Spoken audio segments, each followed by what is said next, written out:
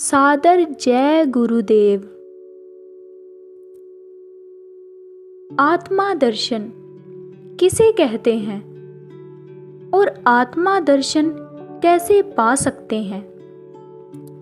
वास्तव में गुरु का काम आत्मा दर्शन और परमात्मा दर्शन कराना, जीवात्मा को बाहरी एवं अंदरूनी अलौकिक शक्तियों को उजागर कराना, गुरु की कृपा से दिव्य दृष्टि को खुलवाना।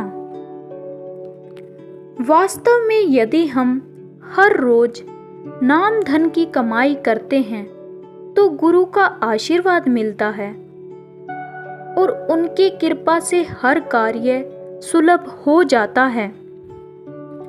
आइए जानते हैं परम संत बाबा जय गुरुदेव जी महाराज के आध्यात्मिक संदेश के माध्यम से।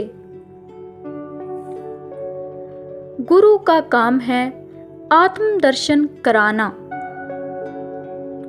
सूरत तीसरे तिल पे पहुंचे और आत्म रूप दर्पण में दर्शन हो, उस वक्त सूरत को ज्ञान होता है कि मैं महापुरुष का अंश हूं, यही मेरा सच्चा आत्म रूप है। तीसरे तिल पे जो धार है वह अनामी पद से चलकर टिकी है। इसी तीसरे तिल की धार को सूरतों ने छोड़ दिया है। जब से यह धार छोड़ा है तभी से सूरतें अपने वास्तविक सुख को खो चुकी हैं। संत सतगुरु इसी आनंदी धार से जोड़ने के लिए बिछड़ी हुई सूरतों को मनुष्य शरीर में उपदेश कराते हैं। साधकों अथवा गैर साधकों, आप सबको यह समझाया जाता है कि इस आत्म विलोपी को अपने जीवन में समझने की कोशिश करनी चाहिए।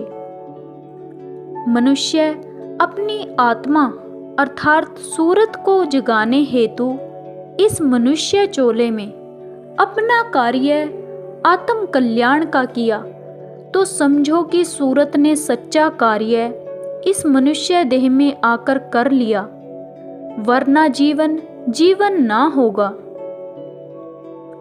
आत्म दर्शन किसे और कैसे करें? जब सूरत दोनों आंखें बंद करके तीसरे तिल में आत्म दर्शन अपने सच्चे स्वरूप का करती है तो उसे एक प्रकार की जागृति हो जाती है। वह उस शीशे में देखती है कि मैं इसी रूप की और उसी शीशे में दूसरों की शक्लें भी नजर आती हैं। यहाँ उस शीशे में मालूम होता है कि कौन क्या करता है। साधकों, यह गति जब प्राप्त होती है तो उसे एक प्रकार का अहंकार प्रकट हो जाता है। ऐसी अवस्था में यदि साधक किसी के बारे में कुछ बोलता है तो उसका कहा हुआ वचन सत्य हो जाता है। स्त्री एवं पुरुषों, जो तुमको साधना गुरु द्वारा दी गई है, जो तुम करते हो, अंत में उसकी शक्ति प्राप्त करते हो, तो तुमको यह विचार करना होगा कि मैं अपनी जमा की गई पूंजी बर्बाद ना करूं। सूरत की चाल रुक जाती है कि तुम अपनी शक्ति का दुरुपयोग करते हो। सूरत उसी तीसरे तिल में होकर देखती है, स्वर्ग भी नजर आते हैं, बैकुंठ धाम भी नजर आते हैं। जो वहाँ की रचना है सुंदर आनंद की, वह भी नजर आती है। देवी और देवता भी नजर आते हैं। जो रचना यहाँ पर नजर नहीं आती वह वहाँ सब दिखाई देती है। दिव्य दृष्टि परमात्मा दर्शन, यह साधना गुरु के पास रहकर चंद दिनों में पूरी हो जाती है। गुरु दिव्य देशों के मार्ग को भली भांति जानते हैं। वह तुम्हें अपना रास्ता बताकर तुम्हें पहुंचा देते हैं। मन बुद्धि चित्त अहंकार का आपा तुम लोगों ने ठान लिया है। इसी आपे के द्वारा तुम अपने आप को पहचान नहीं पाते हो। तुम लोग अपना आपा गुरु के चरणों में रख दो और उनसे दिव्य अगोचर दिव्य दृष्टि मांगो, जिसके द्वारा परमात्मा का दर्शन होता है। जब सूरत सहस्रदल कवल में पहुंच जाती है तो बहुत बड़ी शक्ति प्रकट हो जाती है।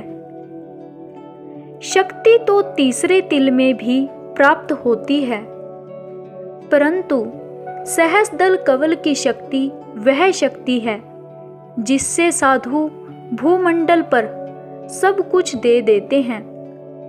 यदि उनकी इच्छा आ जावे, इसी अवस्था को पाकर साधु दुनिया में रहते हुए आप भी दे दिया करते हैं। इस गति का पहुंचा हुआ आगे नहीं जा सकेगा। जिस तरह हमें धन पाकर घमंड आ जाता है, जन पाकर घमंड आ जाता है, राज्य पद पाकर घमंड आ जाता है, विद्या मंद आ जाता है, उसी तरह उस शक्ति को पाकर मंद आ जाता है।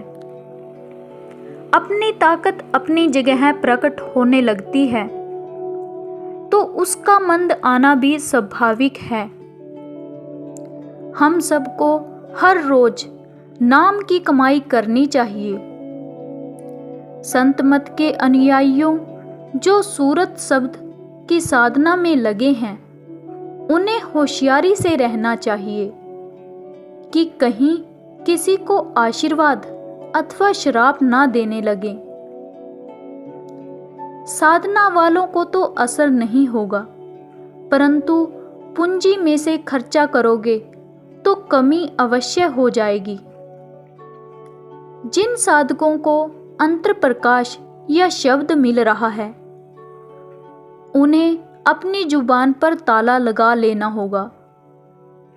साधकों, तुम्हें मालूम नहीं है कि उसका असर तुम्हारी साधना पर हो जाता है। साधना नित्य ही करनी चाहिए।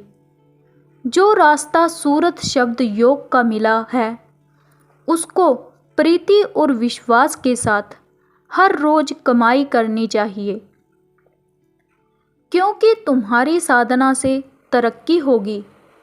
किसी कारण यदि तुमने साधना में कमी कर दी तो अभ्यास में तुमने जो पाया है उसमें कमी अवश्य हो जाएगी, जिससे मालूम होगा कि गुरु की दया अब काम नहीं करती है।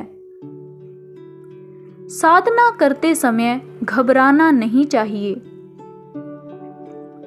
सूरत शब्द के साधकों, साधना करते समय घबराना नहीं चाहिए, क्योंकि शब्द तुम्हारी सफाई चाहता है।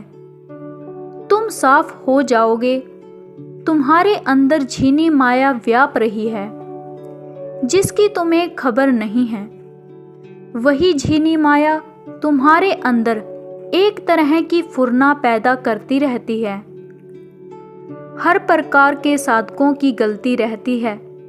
साधना खुद नहीं करते और इसी से सत्संग में रूखे फीके बैठे रहते हैं।